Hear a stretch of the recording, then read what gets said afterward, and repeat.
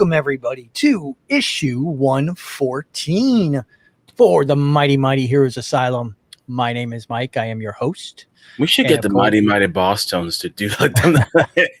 Funny you should say that, dude. The last 3 weeks, I have been on a Boss Tones kick. That's so funny you say that. I've been listening to. Oh, really? Yeah. Before I was a big Boss Tone guy when they came out. I kind of dug they were like the ska part of the ska movement, I think. Yeah. I dug. I think they came around the same time No Doubt did, because No Doubt was. They both were around for a while, like kind of underground and stuff, and then they both kind of hit at the same time because that's when the ska movement came in. But yeah, just before I got hit with COVID, I was listening to them, and then when I was in the hospital, I discovered TikTok, and I discovered rediscovered the Mighty Boss Tones. Which I'm sure that tons of people are playing Boss Tone songs in their TikTok videos. I'm just. Oh no, it wasn't because of that. It was just I just happened to come across it on like YouTube or something. It popped up as a song. I'm like, hey, and, okay. And I was like, and it wasn't even like the impression I get. It was like one of the older ones, and I'm like, oh man, I haven't heard this one in forever, and just kind of took me back to the '90s or early 2000s, and I just enjoyed sconning out for a little bit. But guys, welcome, like we were saying, to Heroes Asylum. Make sure you guys do check us out on our Facebook page, and where you'll see the links to all the news that we send out and stuff that we're doing on other channels that we have. Yeah, we have Midnight Movies that is linked to the Heroes Asylum Network, as well as Kane's little baby with him and our friend Hot Shot, where they discuss the most recent wrestling news. If anybody's into wrestling, check that out at Low Blows and Chair Shots. If anybody's interested in any of these, just look at the description down below. It doesn't matter where you're at, Facebook, YouTube, or podcast. You'll see the links to both the shows. Yep. Like and share, and if you want to join us, let me know. Just DM me or Mike directly through the Heroes Asylum podcast or Low Blows and Chair Shots. I'm sure Hot Shot will get it too. So. Yep. So so man, what a fun week we had last week. For me at least, I know, because it was Star Wars week. I understand it's only May the 4th, and of course, if you're really a hardcore, it's Revenge of the 5th the next day. But somebody told me it was Revenge of the 6th. It's Revenge of the 6th because Cinco de Mayo. That's the reason it's Revenge of the 6th. It's technically Revenge of the 5th. It's supposed to be Revenge of the 5th. Right. But no, but people started making the joke that Cinco de Mayo happened, on that I think last year, and it became Revenge of the 6th because you're hungover. Yeah. But that has nothing to do with Star Wars, folks. In fact, that's nothing to do with Mexico. But that's another show. Nothing, which is remarkable. Cinco de Mayo, like that's one of those holidays that, to me, that didn't jump on for myself personally till like maybe 10 years ago. Like I'd heard of it, but I'd listen. Oh yeah, we're gonna celebrate Cinco de Mayo. Like what? What is that?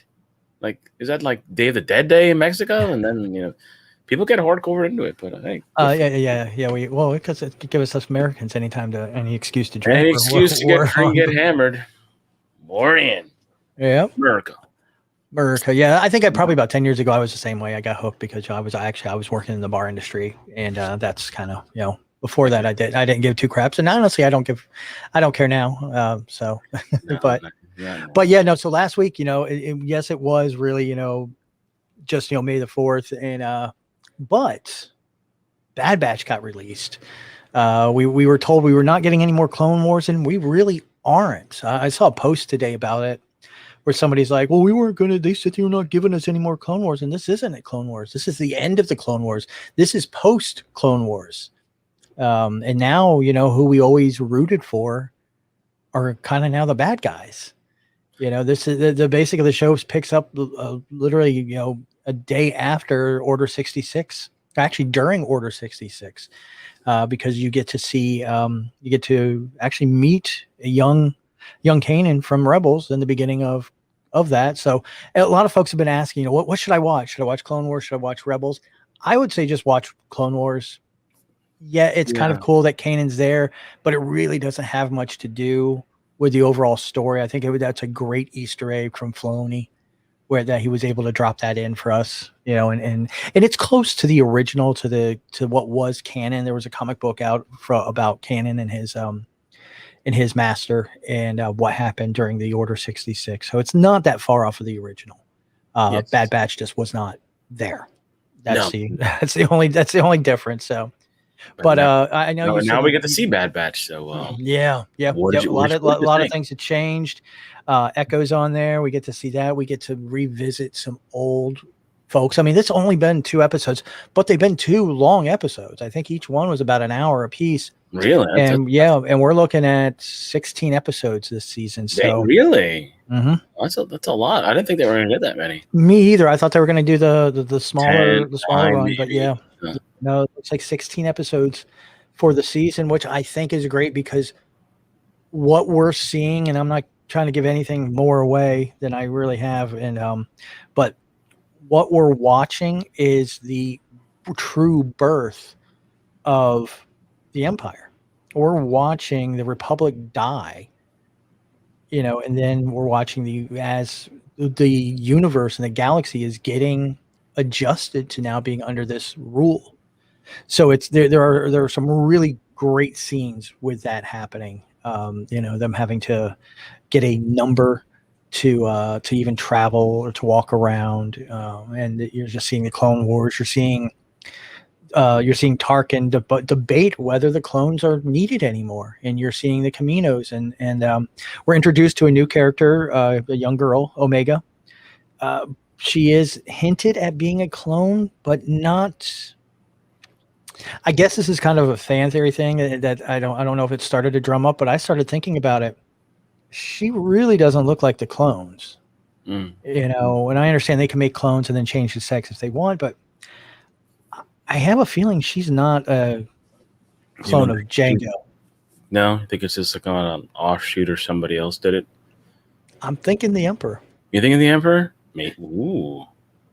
We don't know much about his kids other than what we learned about in Skywalker, and we don't know were his child and actually a physical, mom and dad getting it on, or was it a clone? Because in the Legends series, and they've really kind of borrowed some things from the Legends, Palpatine cloned himself, and I wonder if that's kind of what's happening. But again, we don't know anything. We haven't gotten any hint of anything. But Omega just doesn't look like a clone. When you remember back, when you were watching Clone Wars and you saw Django walking around with all the kid clones, it doesn't look like it.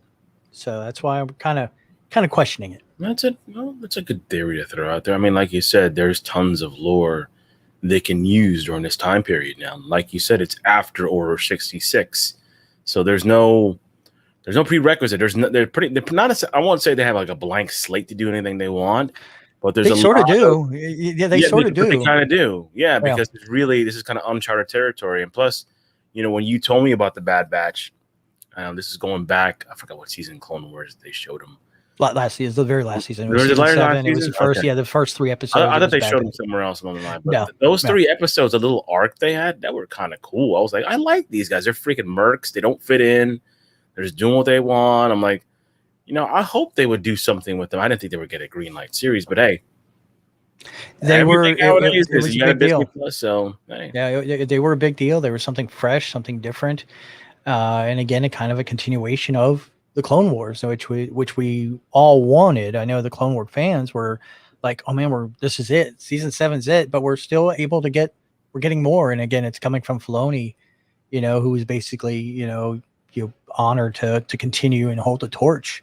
I'm sorry, I didn't mean to cut you off. I was just thinking about the last season of Clone Wars, how it had a certain feel. Like these had these mini arcs, with the Bad Batch.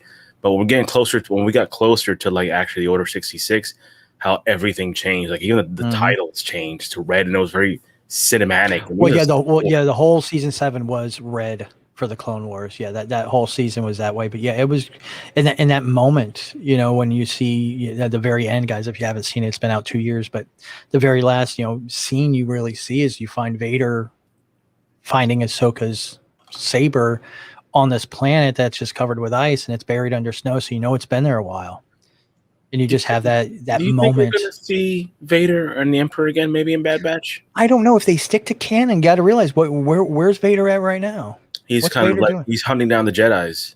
Exactly. Not only that, but at this very moment, he's hunting that one Jedi that was on that dam that got exiled. Remember, he's on the mission to find a Jedi, take his saber, and corrupt it. And corrupt the saber to make because if we go back to the comic, the Vader, so that's where he is at now. So I don't know if we'd see him other than in passing, but I think the Bad Batch is trying to stay under the radar. So I think that's what we're going to see more, is them being under the radar.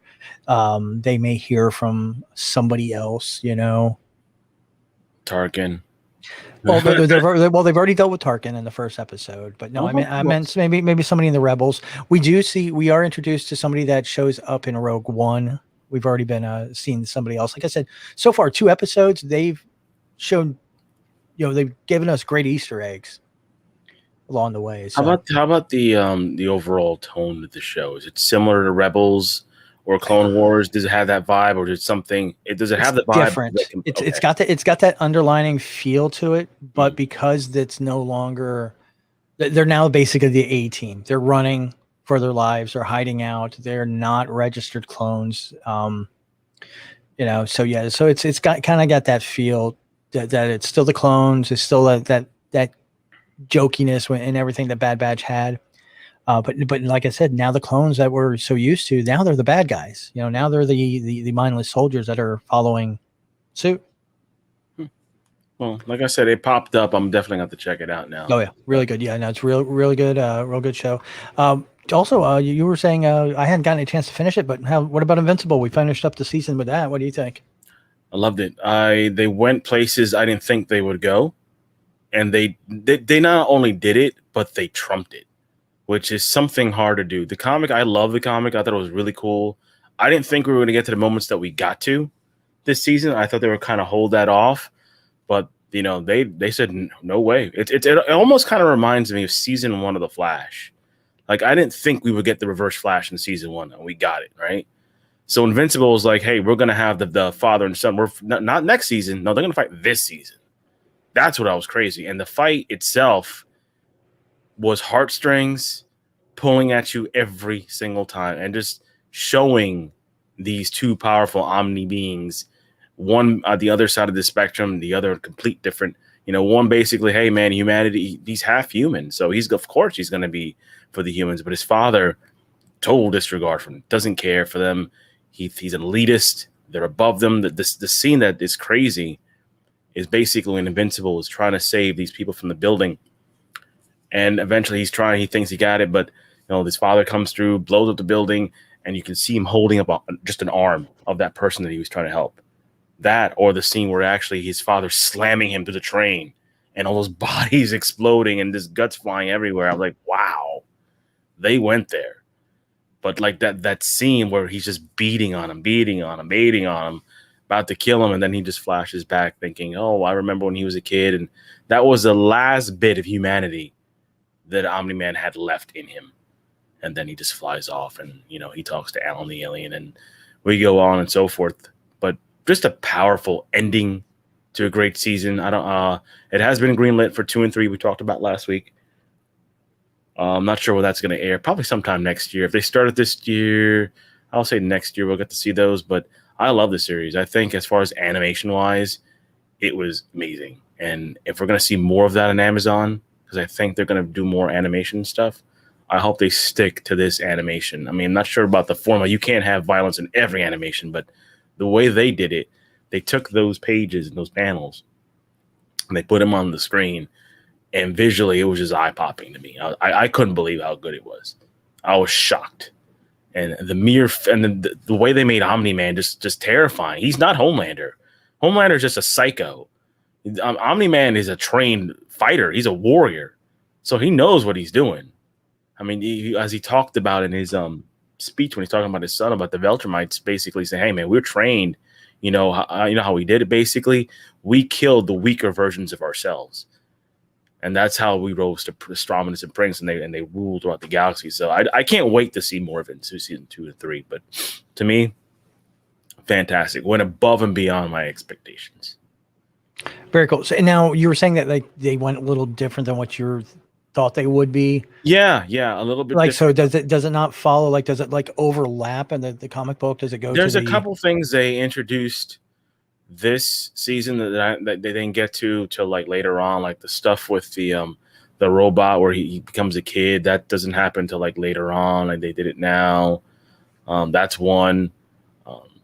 And but I think that they're definitely going to set up. If you guys have never read the book, something else happens.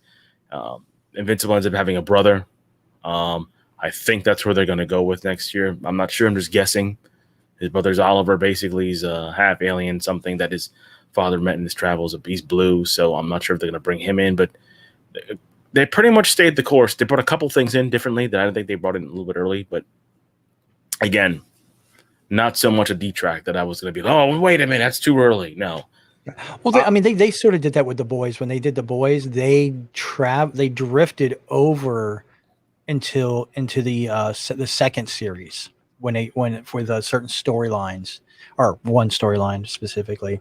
And I've noticed they've done that. They've even done that with I'm a huge, massive fan of The Expanse, and they sort of did that where they introduced a character a little bit earlier in the story than what it is in the book, but it worked, so because that was one of those ones, when I went back and reread the first book for Expanse, I was like, wait a second, no, she didn't, like the president or the prime minister, this woman, this really powerful, awesome woman, I was like, man, she wasn't there that early, and I had to go back and read and saw that. So I think Prime, Amazon really knows what it's doing when they get their guys together, get those people together, those production companies, and they do make a little slight change, modifications, but they seem to work great every time. Yeah, they're kicking an ass, and I think they're doing MODOK as well, right? Is that one of their No, MODOK is actually on Hulu. Oh, okay. I thought they were. Yeah.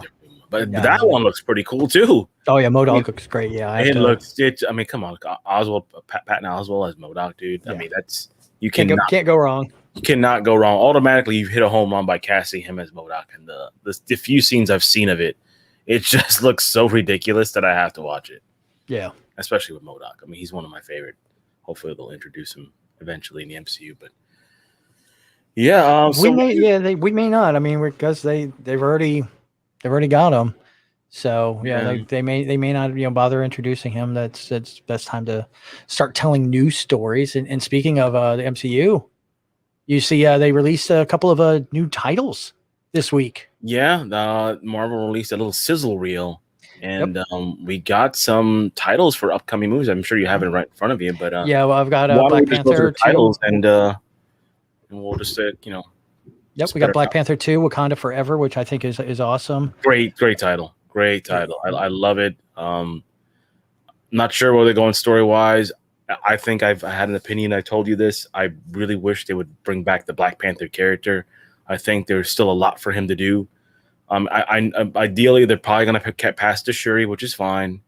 But I just think there's more to T'Challa, man, that we just don't know. There is, but unfortunately, life, has I know. way of getting in the way of some things. I just wish they could find a way to bring you literally have Doctor Strange in the Multiverse of Madness, right?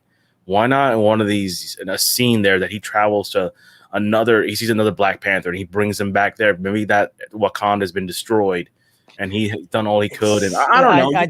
Marvel's too close as a family, really, when it comes to their actors, that they would never dishonor him. I know they would never, but I've heard his family is okay with them, replacing, like they were like, you guys have shown him the love and given him honor. There's I think I finally out at Disney, they actually put out a statue, for him. So there's a lot that they've done, and like I said, I think it's just that especially Kevin, I think he's got a heart with it. And like, the only reason they would really replace somebody unless they really screwed up, and we've only seen that one time really in all of the MCU, and that's just it was early on, and I don't even think Disney was involved at that time with Cheadle. I think that was still pre-Disney. That's pre-Disney. Yeah, that was. I guess I forget that man. That was so long ago. I know it was over money, but go figure. But yeah, that was that, and the Edward Norton thing too. That was also pre-Disney. So yeah, they haven't really done too. Well, I think Norton wasn't so much any like confrontation. I think it was just that they felt they needed a player to be part of an ensemble cast. And he and didn't want they to play just ball. they just didn't. Well, they just didn't think he would fit with that. So we also got news for Captain Marvel 2 will be called The Marvels. So I like that idea, the title at least. I'm assuming again we're really only guessing right now that they're going to bring in Kamala Khan. I'm in Alina's character after her show. So I'm thinking that they're going to do the show, and then probably because I know they're filming right now, which great pictures I posted. I've seen those. You see the Yeah. sneakers? Those sneakers are pretty cool, man. Yeah, yep, Those yep. sneakers are really cool. So they give it to Marvel. I mean, it's just amazing that nowadays we're getting these comic accurate suits from the comics. Like literally, I mean, slight changes here and there, but pretty much spot on. No more of the days of just the black leather. We can't. Those costumes are silly. They're too bright. Now we're just getting. We're getting it. Yeah, we're getting those costumes. So it's somebody made a joke about the comic book accurate costumes, and then they showed a picture of Wolverine in the yellow, and I'm still like, I just don't know if that would work though. It just still looks weird, like live. I don't. They would really have to convince me on that one. That does look a little weird. Yeah, because I remember we saw it in that one X-Men movie. What was it? The Wolverine or something. Yeah, right at the very end. He opens the briefcase and he just closes it. That's all. I mean, to me, I thought that was great. That's what we wanted. We saw it. We know it exists. I don't need to see it because I just think it would look strange. Silly. Yeah, it would just look silly. Because when you really think about it, other than like First Class and I think the very first X-Men, they really never got in costume. They were just in their street clothes. Mm-hmm.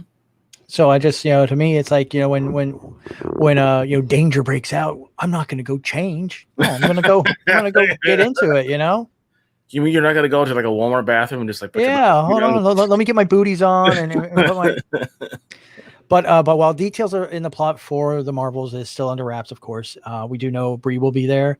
Again, like I said, I'm in Vellani's Zoe Ashton, who is currently unknown in her role, as well as I'm going to butcher her first name, Tiana Paris for Monica Rambeau. So we do know she'll be back. Yeah, Monica's gonna be back probably. Which I can't wait. I hope we finally get that moment that I want to know. I want to know what's the beef between them two, man, because they got beef. Well, I think was that she left for starters. And somebody, was it you that made the comment that maybe like she felt like her mother got cancer because of being around that? Yeah, that's what I said. But again, that doesn't make any sense because then Monica would have gotten it too. So I think it just might be just that the abandonment. I guess. I mean, I just want to find out. I just want to see that scene where they actually confronted, like, just face to face. And where the hell you been? Damn it! Like, I don't know. I'm just explaining. And of course, we still are getting the Black Widow is finally coming out. Still want to see it, and also Loki is getting bumped up as well. It was previously debuting on June 11th, but it's been moved up 2 extra days. Don't know why. Not sure. Get it sooner. How many episodes? Is it said how many they're doing? Is it 11? Don't say. Most likely it's going to be your normal. So far, Marvel has been 8. 8. Okay. Yeah, I mean, WandaVision was 8. Falcon and Winter Soldier was 8. Even the Star Wars stuff, if you really want to look at it, those all were 8. Oh, Mandalorian, there's 8. Yeah. So it looks like that's kind of Disney's formula, which perfectly fine. I think that's just fine. So they're moving it from the standard Friday release, which would have been June 11th, to a Wednesday release. Not sure the thought process behind the change, but hey. Get it earlier. So I can't wait. It's only a couple weeks away if you think about it. Our next Marvel series. That's going to be fun. What else do they have on there? That was pretty much it for the changes. Yeah. And of course, the sizzle reel. If you guys, just get on YouTube. Actually, I think we posted it earlier last week when they released it. Showed some. It kind of starts off with a lot of clips that we've already seen, but it's leading into. Oh, come on! You did not get a little cough in your throat when hearing Stan Lee doing that narration with the sizzle reel. He's like the girl to your left. That's your sister. God, that's your bro. I got choked up. Well, that's you. You know me. I'm heartless sometimes. Yeah, that's why. I got choked up when other moments with Stan. I've moved on. I've accepted, and I go forward. So, okay, thanks. Heartless bastard. Hey, You said I was the villain. I'm playing the villain. And you play that role well. So what do you got? Since I've kind of hogged the mic. What do I got here? Oh, I got it pulled up.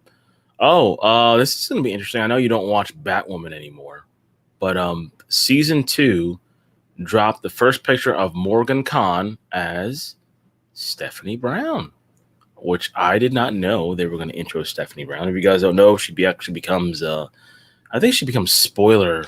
That's what I was going to say. Are they going spoiler route with this? Or does she go back? It doesn't say, but it just shows her. Yeah, Stephanie Brown, and she's pictured here with the guy who plays Luke Fox, and she will be in episode 12-13.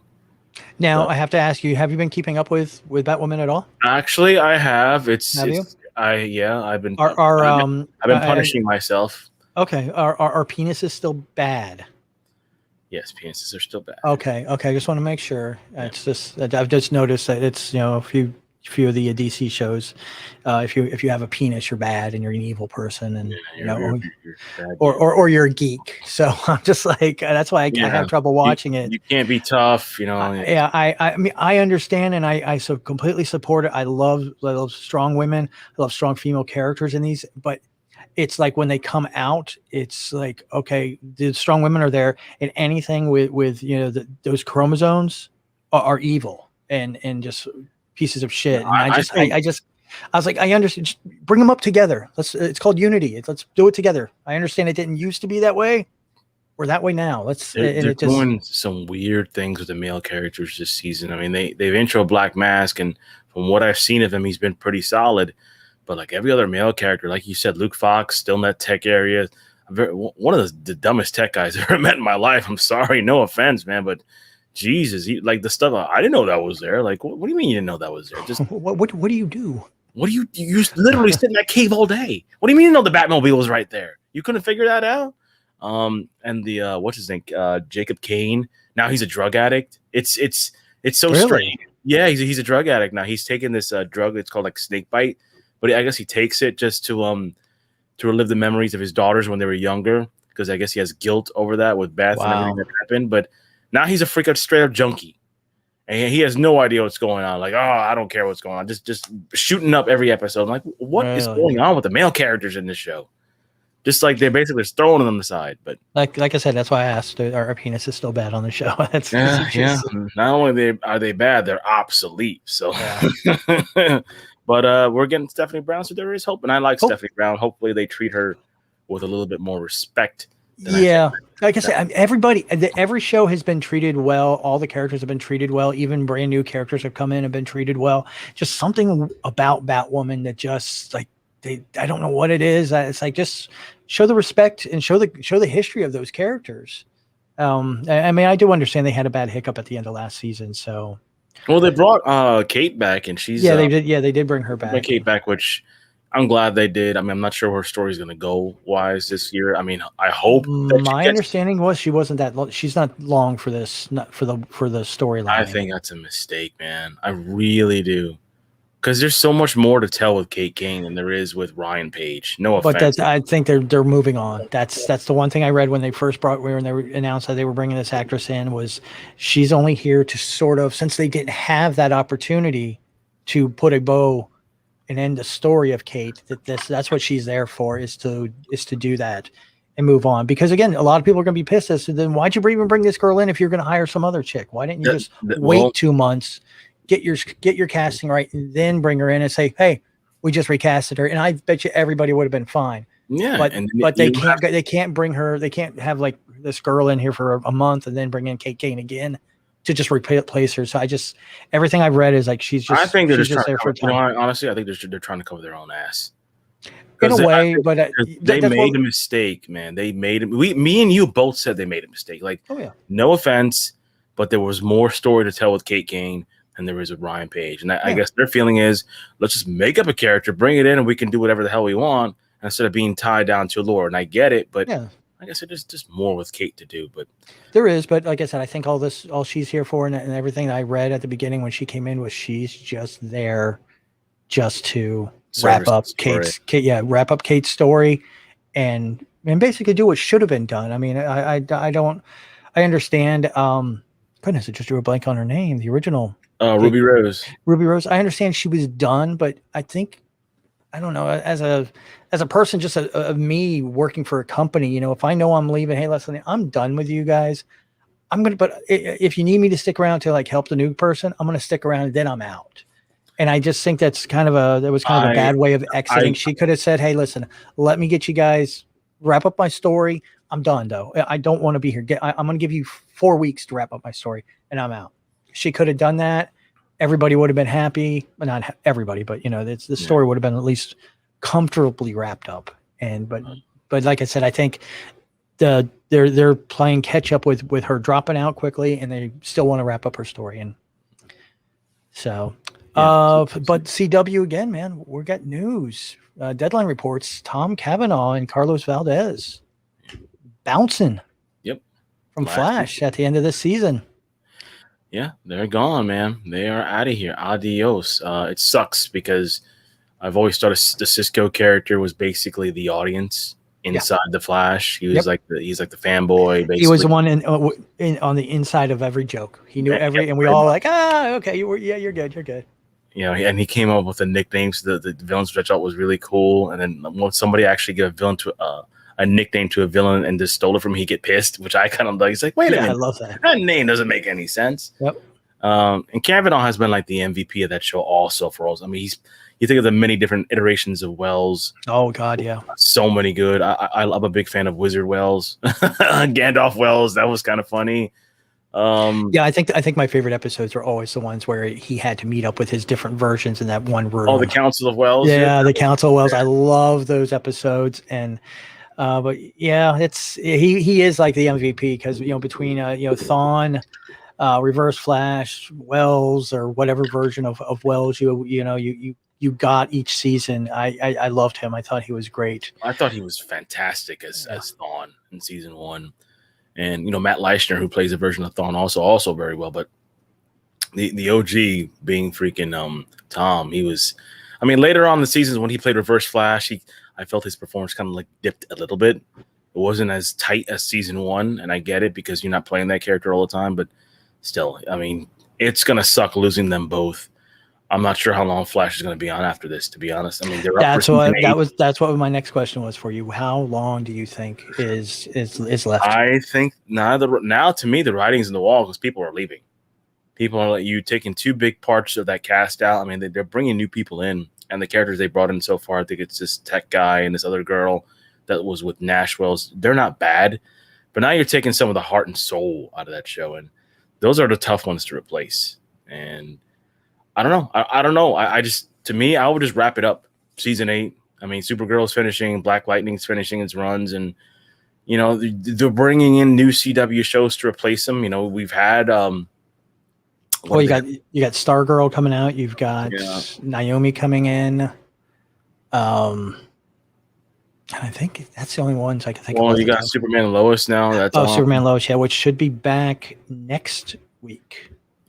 Next Tuesday it comes back the 18th. So I look forward to that. So, but yeah, I think the writing's on the wall for Flash now, and I think I do know Grant is up contracted up to season 8, and I know the other cast members, Candace Patton and Danielle Panbacker, are in negotiations for deals to return right now. So at least we know at least one more season, maybe season 8, season 9 will wrap up. I mean, you're talking almost a decade playing these characters and telling these stories. There's not a lot more, you know. Yeah, that's what I'm going to think. I mean, there's really not much more.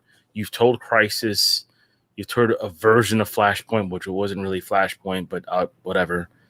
I think now it's just time to wrap it up. And the best way to me to wrap it up is that Barry becomes the Flash that we saw in season 1 during the flashback where Thawne and him come and they fight. Yeah, that's right. That's to me where it should end. Yeah, like he actually becomes that Flash of the future, and he meets that Thawne, and like they begin their rivalry, and you just end it the way it began. Well, we have the chance with that because I mean this season we're being introduced into to Kid Flash. Bart Allen's coming in, Impulse. So, what do you think about the casting for Jordan Fisher? What you think about that? And did you see the suits? The suit looks it's again spot on. Yeah, spot on. It's gonna be fun. I mean, I know a lot about Bart Allen. I think I saw him a couple episodes of wasn't he on Young Justice, or was it? Yeah. He was there for Young Justice. He was always in Crash. But it's cool to see him, and I think they're bringing their daughter back, XR or whatever. She's coming back. Yeah, the scene. One of the scenes I have that we posted was Flash, Jesse, and Impulse. My only thing, and again, it's just you have yours. You're like I just a little bit younger. I think would have been better. And just that's like my biggest thing. And I'm not. I know the suits. Again, this is one of those suits being accurate. I don't know. It's too accurate. It looks weird. Yeah, to me it looks weird. With a little hair sticking out of the head. It's almost like Game and Mike or something. Well, it does. Yeah, I mean, yes, Impulse has hair sticking out of his head, but because he's Caucasian, it's got that flip over. This one is just an afro going straight up. Yeah. There's a lot of things I could say, but hey, we're getting Impulse, so let's see. We are. Let's see how fun it's going to be. And apparently, from what I read, also they're cutting these Flash seasons in half, like into chapters. I guess like they have like 22 episodes a season or 20. Well, I think some of that happened because of COVID. I do know that. From what they did it last year, they would have like what they call chapters, like the first half. Like Once Upon a Time on ABC used to do this. Like their first 10 episodes was a certain arc. That arc would end, and they would pick up with another arc and a different villain the second half of the season. That's what they're doing with Flash. So they're doing it. If you haven't watched this season yet, they're doing like the deities almost, like they're dealing with knowledge, speed, strength, like all these, like the Speed Force is out there. It's a physical embodiment now, but she has to fight these other forces of street. I think it's speed, strength, wisdom, something like that. I forget. So she's fighting Shazam. No, but she should be. Strength of Solomon. Pretty much. He's fighting strength, speed, and what else? So pretty much finally all the versions of Shazam out there. But yeah, so far it's been pretty decent when I've seen a couple of episodes, but nothing's really hooking me yet.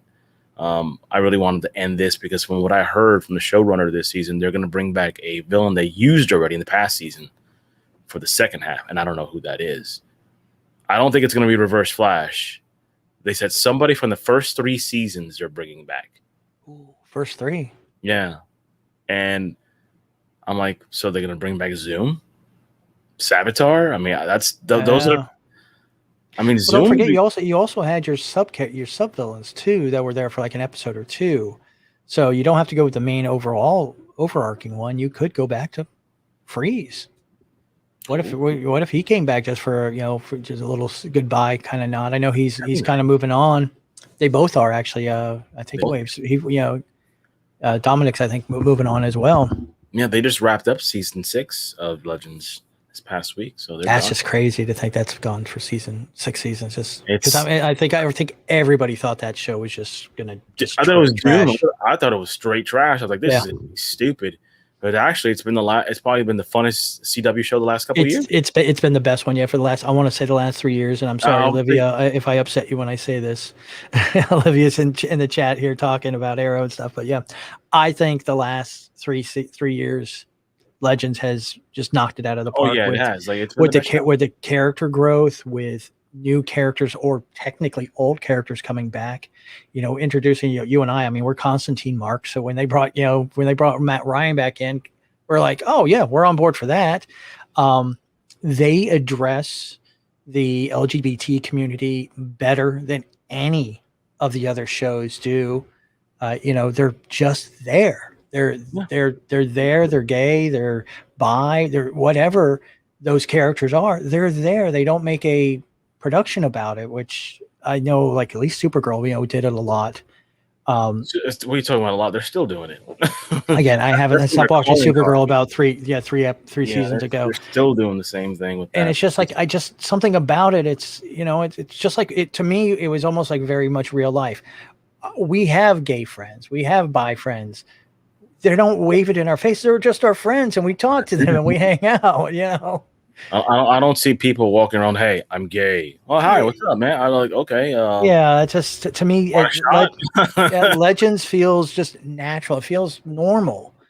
So I mean, I understand the other ones want to draw attention to these things, but I think Legends does the same thing. It draws attention to it, but not screaming about it and getting in the way of the actual story.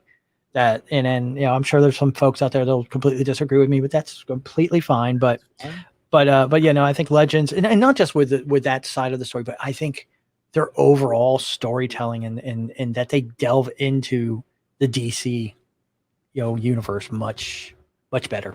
And they don't take themselves seriously, which I love. There's always like moments of humor in that show. You have some dark moments, but you got Oh humor yeah. also. But they find a way to balance it out. And like I said, a show that I didn't believe was going to stick around. You look at it, it's almost their cast revolves around almost every season, literally for the longest time. I think lately it hasn't, but like cast members will drop off and they'll add other ones on. But pretty much like the one who stayed the course, Katie Lopes, has been there like the longest now. Yeah. I think she's the OG. And they do that same thing too, but they sometimes somebody won't be there for 3 episodes, but they'll come right back and it's like nothing happened. They Like just nothing happened. Like, hey, because they're literally on the time machine. So hey, I'm going over here I want to hang out in 1945, have a beer. I'm gonna miss Rory. Rory makes Heatwave. yeah. The Heatwave character in the comics to me sucks. He was never that cool. Well, same thing with Captain Cold or Citizen Cold. Same thing, To me, he was okay. I liked him more in like some of the animated stuff, but I thought both those actors brought great. They brought something to those characters. Like to me, I never saw it. We actually saw the parka on Captain Cold, so that was kind of cool. Like we got little nods, but yeah, they just brought something different to the table. They made him more intelligent, more lovable, especially Rory. Like he's a romance novelist, which still cracks me up. Like, oh yeah, I write all these romance novels, and he just drinks beer. I love that character. It's gonna be sucking when he leaves, but again, if Legends keeps going, they're gonna keep adding different parts here and there. And well, hopefully here soon. Hopefully here soon, HBO Max will get them all over because I know like right now they have Batwoman, they have Lois and Clark. So I'm just waiting for the rest to kind of join suit, which will make HBO Max even better. Let's hope they get that down the road. So, yep. So I've got two. My last two are a little controversial. Not to quote Eminem. You just did. It's just like the controversy. So behind Warner Brothers' search for the new Superman, and we have news that yes, Warner Brothers is in the search for Black Superman. Ta-Nehisi Coates is a writer, and looks like while promoting the Amazon Prime Tom Clancy without remorse, Michael B. Jordan. We talked about this last week. He had said he's flattered, but he just doesn't feel like that should be done. But DC Superman under J.J. Abrams right now is still moving forward with a black actor to play Superman. And I understand there is that Superman character loosely based off of Barack Obama, which I love that. I love that in the comic books. I just don't think it's going to be work so well on the big screen. And again, something that you and I talk about repeatedly.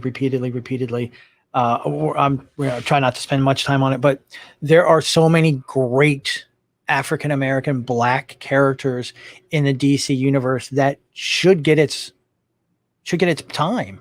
We've mentioned anything from the Milestone, the Dakota universe, a live action Black Lightning would be amazing. A live action Better Steel would be amazing. If you want to take and be woke, WB, because basically it's kind of what they're doing. They're trying to be, show that side of them. Take true original characters and make them that. Don't whitewash it or race change a character. Take something that African American and black, the black community got behind because that was a black character or a black comic book character, and that's the reason they started reading them. We do know Static's getting made. I still don't know if it's going to be a TV show or a movie yet, but I would take it as a series if they did it. Either way, I mean, because again, I think they could introduce the Dakota verse and open that world up. and that would just he's the perfect one to intro it. he's the one that introed it into the WB, the animated series, and he's also the one that really. I mean, they all kind of came out together, but he was the bigger one out of the Milestone run, and that's just I don't know. It's just my feeling. It's like it's not about don't touch Superman, but it's give those characters their moment. We've had Superman around forever, a version of Superman. Hell, and I guess I can kind of be a little, greedy at this point. Henry's been sitting down like a good boy, taking his vitamins and doing his workouts, waiting to step back into the boots, and folks still want to see that. So, I mean, I understand we had the meeting last year with, the DC fandom. They said there will be multiverses. So if they keep Henry in and then bring this one in. It's funny you mentioned that, and I'm going to cut you off, but there's actually this tweet I wanted to read you, which is going to follow suit on everything you just said. This is by Brooks Z. Twitty, and he says, "But it's the multiverse. Henry is still the DCU Superman. I hear you, but that was their sentiment. Why is there no Henry Cavill Superman movie? Just as there's no DCU Batman movie in the works. The multiverse is just a cop-out to abandon what they don't want anymore." Yeah, it is, yeah. And to me, it is. That's what they're doing. And the only reason they're doing this Black Superman movie is because of the IP. Because people recognize that S. That's what it is. That's all it is. It's a big cop out. It's a big cop out, a big cash grab. You could tell other stories with other Black heroes. It'd be perfectly just fine. Look at that. They're not going to make a Black Iron Man, right? You have obviously you have Black Panther, but it's just the IP. And I'd like the Barack Obama Superman if they're doing that, or the Val Zod one, which was being talked about, but they're not even doing any of those. They said they want to do Clark Kent or Kal-El. I'm like, yeah, it just makes no sense to me. Yeah, really does. Yeah, and like you said, it's just the IP. Because it's got a name, they know people will jump to go see Superman. To me, it's just I think I've said this before on Facebook. It's kind of a slap in the face to the actor who's playing a hand-me-down character. Why not open up your comic books, look at what's in there, and go, oh wow, man, that character could be. We'll say it. I didn't want to bring him up, but Icon. He is Superman, basically. Take him. He's still an original character, but there's so much great plot, great storyline, and things that would hit home, especially right now in our culture. Not race swapping Superman. Bring us a Black character. I want to see a real, true, original Black character that's out there, and slap him on the big screen. And that's what I want to see. And I'm not the only one. There's a YouTube guy I love watching him. He's called Blurred, the Black Nerd, and this week he actually had a huge talk about that. You guys check him out online. It's he really kind of like echoes what we're saying, but I think coming from a Black man, it's got more weight than two middle-aged white dudes. Pretty much. There's a comedian on my Facebook page. His name is Josh Prey. And he basically broke down this whole Superman thing too. He's like, "Why do we need a Black Superman? Why do that?" All he said, he's like, "The only thing you're doing, WB, is you're taking a coat of paint and putting a black guy in there. You're telling the exact same story. Nothing is going to be different. Why not take like you said, Icon? You can literally have two movies within one with an Icon movie. You could flash back to his era when he was a slave." All the trials and tribulations that he went there, that he had this power to kill all these people, but he chose not to do it. Mm-hmm. And you can flash forward to what he's doing now in the Milestone universe. There's a lot of things you could do. To me, that's a richer character than just putting Black Superman out there. Yeah. And I think even Michael B. Jordan knows that too. He's like, well, why? There's no story to tell. We have told this story thousands of times. The only thing you're doing is you're just changing race. It's a hot button topic, but it is, yeah. It's going to keep going because I'm on the side of just not having it. Do something different. Do something we have not. Well, and I know the fight on the other side is it's a character. Let's see more comic book characters. Period. I was like, I guess more comic book characters. I just think time and energy is spent better to bring ones that aren't getting a spotlight. And guess what? Superman's got the spotlight. He's sharing the spotlight with Batman and Wonder Woman right now. I think bringing somebody up that would be make a mark and and hit home for somebody other than Superman fans. Yeah. But yeah, we'll see what continues. Again, this is still in the infancy. They're still in the writing stages. Again, it is J.J. Abrams. He knows how to build universes. I will give that man. He knows how to build universes. It's what does he do with the universe once it's done? And there's another hot button. You want to talk to any Star Wars fan out there? That's a hot button right there. That of what he did for the last for the prequel or for the sequels. Not my top movies at all, but there is a group out there that they do love what he did. It's funny. There's a Facebook group I joined. It's called Non-Toxic Star Wars Fans, and I love that because I hate this toxic Star Wars fans. I got kicked off a couple of those sites because it was just getting bad. It was getting, especially when The Last Jedi came out. Woo! It was like venom and fire. Well, these guys are all they're non-toxic Star Wars fans, and they talk about their favorite lists. And honestly, on those pages, strangely enough, The Last Jedi or Rise of Skywalker is number 1 or number 2, and it just throws me for a loop. I don't know what movie they were watching. That's just insanity. But again, that's their opinion. Hey, and I don't know their age. I don't know who they are. Things of that. So I mean, that's the one thing. For us, when we talk about what we love what we grew up with. You talk to my son or even your daughter. That their generation, they probably like the prequels a little bit better. And then they grew up on. Yeah, that's pretty much. And then of course, now you have, we're what, 5-6 years since Force Awakens came out. Yeah. So you have now, 6 years of maybe people that were 12 years old that are now adults. That's what they grew up with. That's their Star Wars, yeah. And I get it. It's a generational thing. It's one of those series that literally is a generational thing. You're gonna have different opinions across the board. I'm always gonna be about the OG series. It's never gonna change. The new ones, I like some of the new ones. Like, to me, like The Last Jedi is criminally underrated. I think it got a bad rap because it did something that the other Star Wars films didn't do. It took a chance.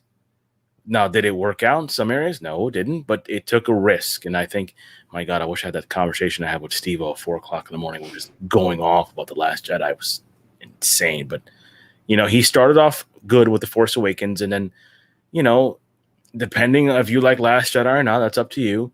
But to me, like, The Rise of Skywalker was just, it basically was saying, hey, you know what, guys, we messed up the last movie, so we're going to give you everything you want. And I just didn't want that. Like, what? Like, the Emperor's alive? Why? Who? A granddaughter? Now they're not. It's just, you didn't have, forget it. I don't want to talk about it. I don't talk about it. Let's move on. You got anything else? I think I have one more thing because I know we're getting ridiculously close to an hour here. What do I have here? Oh, I just finished watching Jupiter Legacy. Oh yeah, that's right. Yep. Yeah. It all came out, right? I know it's Netflix, so Netflix does the dump, right? They do all the episodes. They did the dump. So I binge watched. How many episodes? It's 8. Okay. 8, about 45 minutes an hour. It's interesting the way they did it, and I think I told you this yesterday when we were doing our midnight movies. They take the idealism of what Superman is back then in the 30s. Truth, justice, the American way, no killing, stand for this. Don't kill the villains, right? Don't kill them at all. Just lock them up. They take that sentiment that they started in the 20s, because when they got their powers, it was literally 1929, right after the stock market crash, right? They became these omnipresent, powerful beings. Trying to bring that same idealism to today, it's where the big question comes in, because then it's like, well, these superheroes, they can kill these villains. They can stop them at any time, but they choose not to. And these villains escape, and what do? They go on and kill other people. It's almost like the Batman question with the Joker. And that is a continuous that it keeps going on to the entire series, which I love a lot. Because it takes that question of Superman's morality. Why is he so moral? Why does he keep having these ways that are old school and he's not adapting to today? And like some of the characters you see, like his wife go through it, his son go through it, and the father is holding on to that belief because that's the way he believes in it. Like, this is what we do. This is the code. He keeps talking about it, the code always must be maintained. And then his wife questions it like, but that was 60 years ago that code was relevant. It's not relevant today. And that begs the question, if, what do you do with these powers? Do you want to rule the people or you just want to help humanity? They dive into that question so good. The ending, did not expect to where it went or where it's going. Hopefully it's going to be renewed for season 2 because they left it a little bit of a cliffhanger. But I love the hell out of it. And that question of morality coming into nowadays age is an interesting story. That's what I told you, like the Boy Scout theory. You're trying to bring that ideal from that time to here. I don't think it's going to work. Yeah, that is kind of an interesting question because when you think about what we have as superheroes, most of their morals, like you said, 50s, 60s, Superman, Batman, that rule that they have, their golden rule for both of them that they follow, or golden rules, because they each have different rules.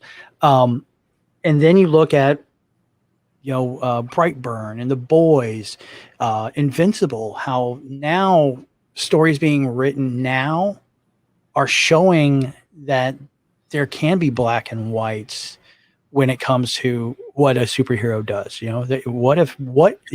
Nowadays they're asking the question is, what would you do if you were that bad guy, but you had these powers? And it almost sounds like that Jupiter Rising is actually saying that, asking that question, but doing it starting from ground one, or stage one, where they are the clean cut, guys. And they're like, yeah, maybe this isn't working for us anymore. This isn't our rules anymore, and we need to change because guess what? Society's changing and society's laws are changing. So yeah, I really kind of dig that. I'll have to. It's really when you see it, like, and the characters I think are great. I think Josh Duhamel does a great job as Utopia. The kids are pretty good too, but like just a lot of those subplots and that question. It's always that thread in every single episode. So I think it's definitely a watch, and it's only 8 episodes. You'll get through pretty fast, but definitely check it out. It's well worth the watch. And like I said, that question, man, just can you carry that over to today's time? And I don't think you can. Like you said, the truth is always in that gray area. There's always that gray part that nobody sees, that you got to do what you got to do. And so, but definitely check interesting. Yeah, definitely I will. So my last one, and this one's kind of interesting. Mandalorian is reportedly pushing Gina Carano for an Emmy Awards consideration. She's no longer part of the Disney family, let go because of, the things that were said on her post, which you and I have had that discussion that I in a way, we both sort of agree that, I work for a company, you work for a company, we signed a contract to work for that company.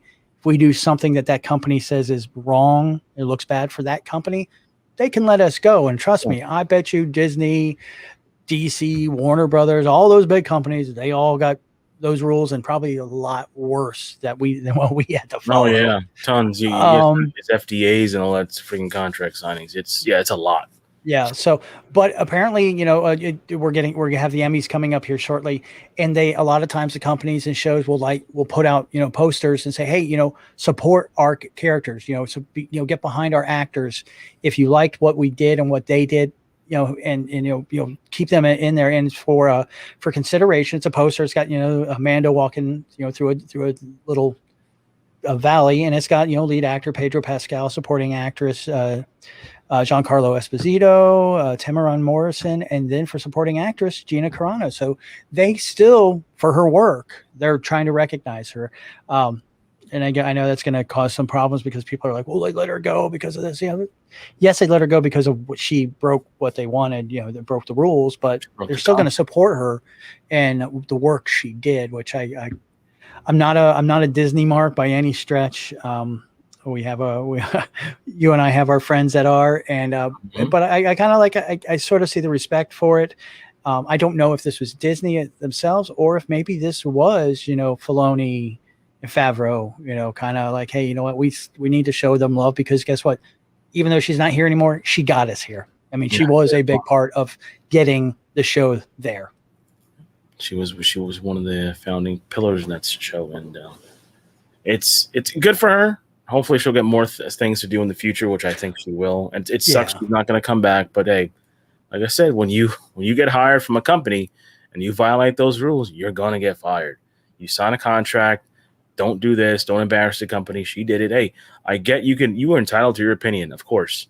Do it like, but if you're working for that company, Not a good sign. That's like me going blasting my company I work. These guys suck. I'm just naming names, and guess what? I'm fired. So it's just and especially Disney. I mean, Disney's a very tight wound company. Their stockholders and everything. I remember I was working for a company that was subcontracted by Disney, and you had to be clean cut and everything. You had to follow the Disney look to work for this company who subcontracted to Disney. Doesn't mean you were going to go out to Disney and do this work. They just happen to be part of them, and you might, one day you get a call, hey, you need to go out to Disney to step up and help out with this, and you had to look the part. And I mean, so I get how Disney is and everything, but I also agree with there has to be some freedom of speech, and you just got to tiptoe around it, just like we're here. I mean, we can't say much. We can get in trouble for some of the things we say, even though we don't have sponsors or anything like that. Hint, hint. But we could still catch some hell, and we could be kicked off of any of the platforms that we're on. Yeah, it's like I said, it's a slippery slope that we're on, and it's just the era that we're living in right now. It's just this cancel culture, social sensitivity. It's here now, and nothing you could do about it. And like everything goes through waves and goes through cycles, and hopefully this will cycle out eventually, and we'll get out of this on the other side. But yeah. All right, guys. Well, thank you very much for hanging out with us for issue 45. 45. What the hell 45, am I 114. I don't 114. 114. It's been a long weekend, or too short of a weekend. Let me say that. Way too short for me. I know that. All right, guys. Well, make sure you guys do check us out. This week we will be dropping on Midnight Movies. We will be dropping Rocky. That's right. We're doing our 70s this month for May, and we did a review for Rocky. Check it out. We had a blast doing it. And the week after, you will be seeing a watch along for the original 1971 Willy Wonka. And if anybody's up for doing a watch along with us, watch that. And if you guys are interested, just reach out to Kane or I, and we can get you signed up. We may hopefully have some more guests in the future. Yeah, and like I said, anybody's welcome to join. We usually do them on Saturdays, so you don't need equipment. You really don't. If you have a phone, just basically need this. If you got a phone, you're good. Everything else we can take care of. So just phone and a TV. And phone and a TV, and you can watch it on. That's all you really need. You don't need anything fancy like we got here. I mean, if you want to get that down the road, it's fine. But come in and join. It's a fun time, especially when we're watching Willy Wonka. Brought back a lot of nice things, and then my negativity toward the remake definitely. Oh yeah. Oh, a lot of venom about that one. Yeah, So King got a little poopy on that one. I got a little poopy on that one. Ooh, all right, guys. So make sure you do check us out also on our social media networks on Facebook and Twitter and Instagram. And how do you get there? Twitter at the Heroes Asylum _podcast. Instagram at the Heroes Asylum. Also, guys, check out Lobos and Chair Shots, my other podcast. I do with Hot Shot. Sometimes just got over here. And as always, from Mike to me to you to everybody else, have a good week and get to the asylum. May the force be with you. Always.